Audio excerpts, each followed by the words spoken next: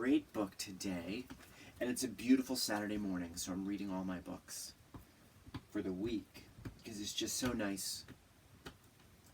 The Most Magnificent Thing by Ashley Spires.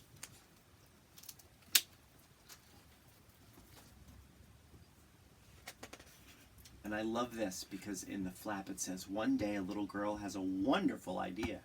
With the help of her canine assistant, and I've got two of them, she is going to make the most magnificent thing.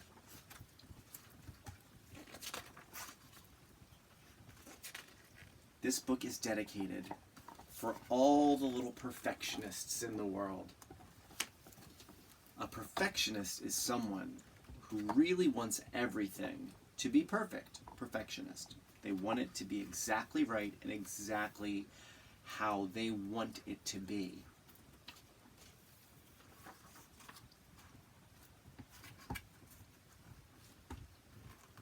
This is a regular girl and her best friend in the whole wide world. They do all kinds of things together. They race, they eat, they explore, they relax. She makes things, he unmakes things. One day, the girl has a wonderful idea. She is going to make the most magnificent thing. And I have my two assistants here, Mr. Gento and Hannah. She knows just how it will look. She knows just how it will work. All she has to do is make it. And she makes things all the time. Easy peasy. She took one of my favorite quotes. I always say easy peasy. First, she hires an assistant.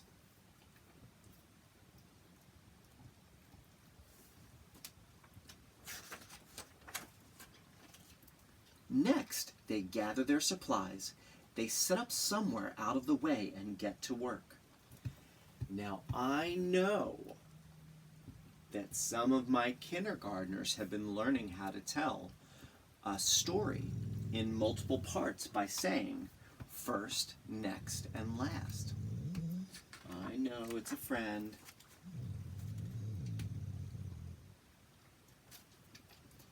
The girl tinkers and hammers and measures, while her assistant pounces and growls and chews. When she is finished, she steps back to admire her work. She walks around one side. Her assistant examines the other side.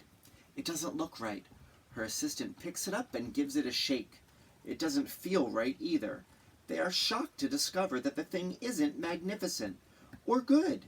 It isn't even kind of sort of okay. It is all wrong. The girl tosses it aside and gives it another go.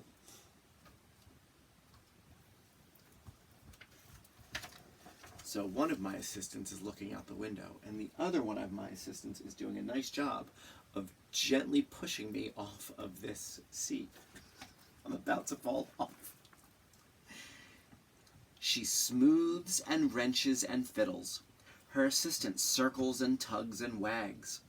When she is finished, she stands up and takes a long look at it. Her assistant gives it a nudge with his paw. The thing is still wrong. She decides to try again.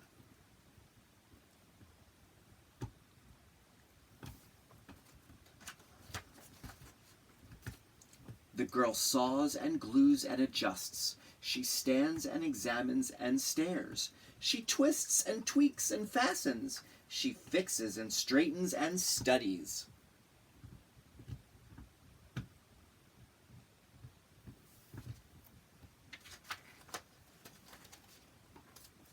She tries all different ways to make it better. She makes it square, she makes it round, she gives it legs, she adds antenna. She makes it fuzzy, she makes it long, short, rough, smooth, big, tall. One even smells of stinky cheese. But none of them are magnificent.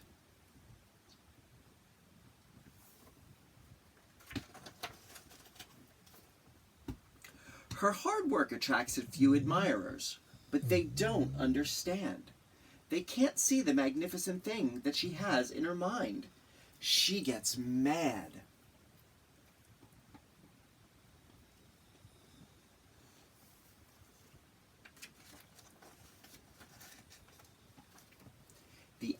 bigger she gets, the faster she works. She smashes pieces into shapes. She jams parts together. She pummels the little bits in.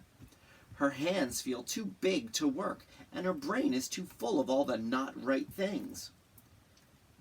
If only the thing would just work.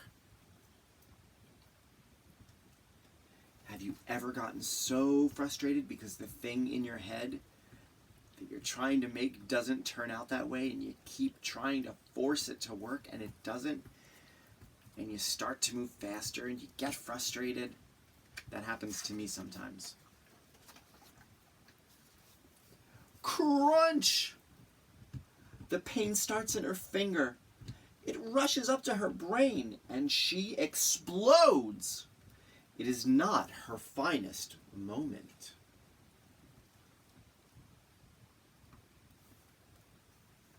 Yeah, when we lose our temper, it's never really our finest moment. I'm no good at this. I quit. Her assistant suggests a walk.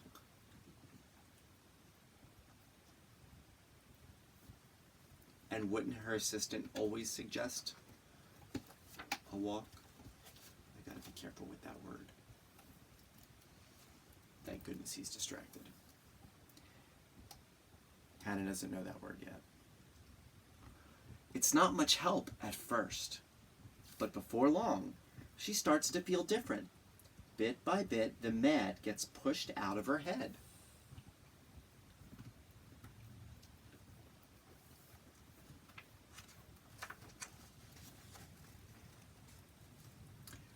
As they stroll along, she comes across the first wrong thing she made.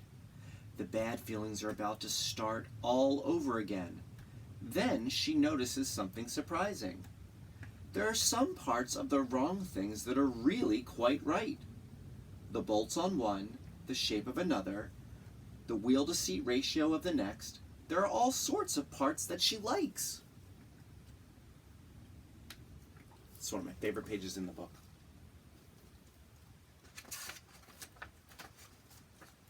By the time she reaches the end of the trail, she finally knows how to make the thing magnificent. She gets to work.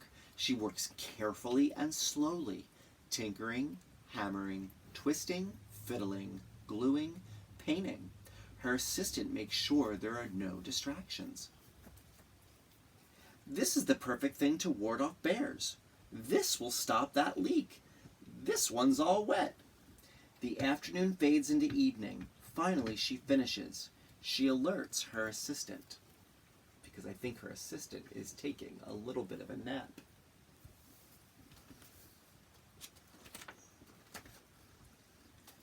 The pair take a good long look. It leans a little to the left, and it's a bit heavier than expected. The color could use a bit of work too, but it's just what she wanted. They climb aboard and take it for a spin. They are not disappointed. It really is the most magnificent thing. And what a great little contraption to take her assistant around. I hope you enjoyed this book. I sure did.